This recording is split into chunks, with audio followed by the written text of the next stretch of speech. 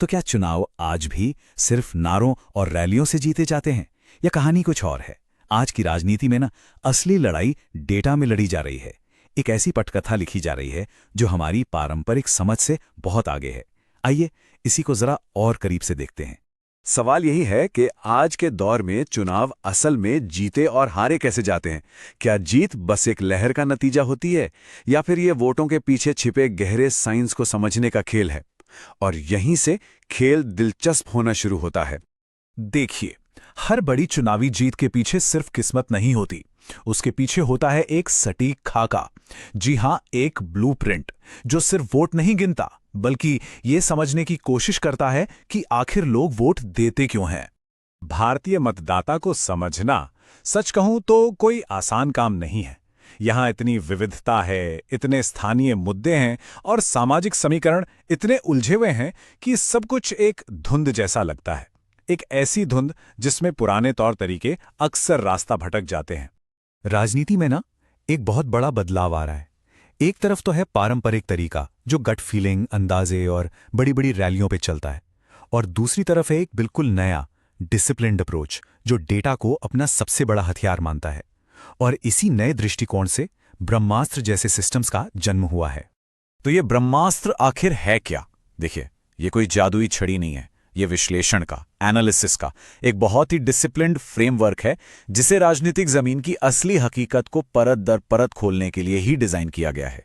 Matrix पर सख्त, लोगों पर नरम, बस ये एक लाइन इस सिस्टम की पूरी फिलॉसफी को, इसकी पूरी सोच को बता देती है। मतलब आंकड़ों के मामले में एकदम कड़क, कोई समझौता नहीं, लेकिन आखिर में मकसद सिर्फ एक है: लोगों की तकलीफों को, उनकी समस्याओं को संवेदनशीलता से समझना।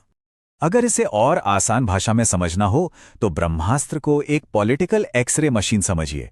इसका मुख्य काम है किसी भी विधानसभा क्षेत्र की हर परत को खोलकर देखना, ये बताना कि वहां के लोग कौन हैं, उनकी असली परेशानियां क्या है, और सबसे जरूरी, वो वोट किसे और क्यों देते हैं।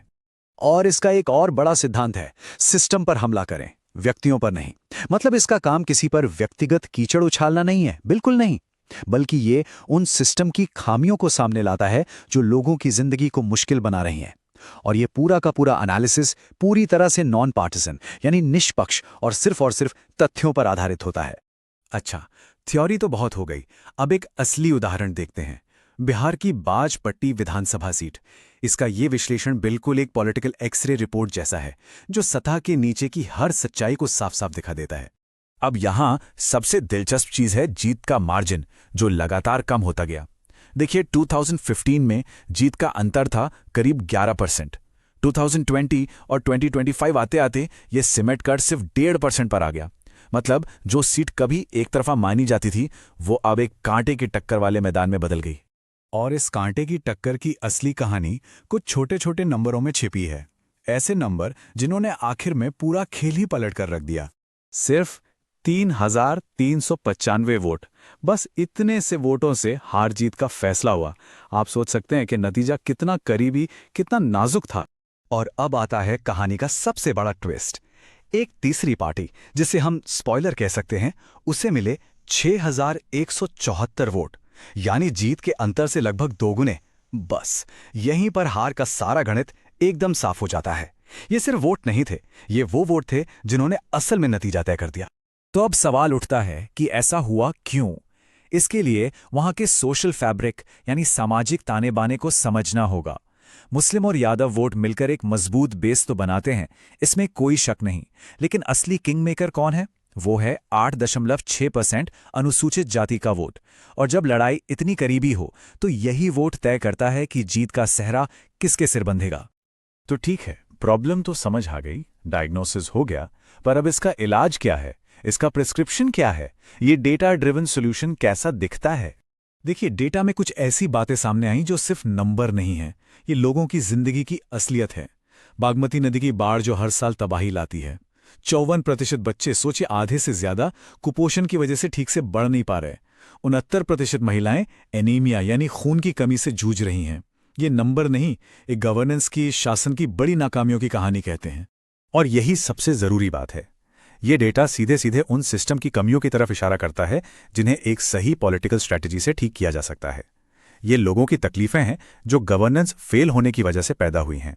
तो फिर इस डेटा के आधार पर जीतने का ब्लूप्रिंट क्या बनता है? स्टेप 1, अपना बेस बढ़ाओ, मतलब अनुसूचित जाति और ईबीसी वोटर्स तक सीधे पहुंचो। स्टेप 2, नैरेटिव पर कब्जा करो, मतलब बाढ़ और कुपोषण जैसे असली मुद्दों को अपने कैंपेन का सेंटर बनाओ।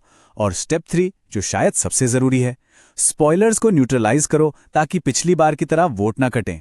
तो आखिर में ये सारी बातचीत हमें कहाँ ले जाती है? ये जो नया तरीका है कैंपेन करने का, ये सिर्फ चुनाव जीतने के बारे में नहीं है, इसका असर कहीं ज्यादा गहरा है। सीधी सी बात यह है कि पॉलिटिक्स का भविष्य अब बड़ी बड़ी रैलियों से तय नहीं होगा। ये तय होगा स्मार्ट डेटा से, उस डेटा से जो लोगों की असली समस्याओं से सीधे जुड़ता है, उनकी जिंदगी की हकीकत को समझता है। और यहीं पर हम एक बहुत बड़ा सवाल छोड़ जाते हैं।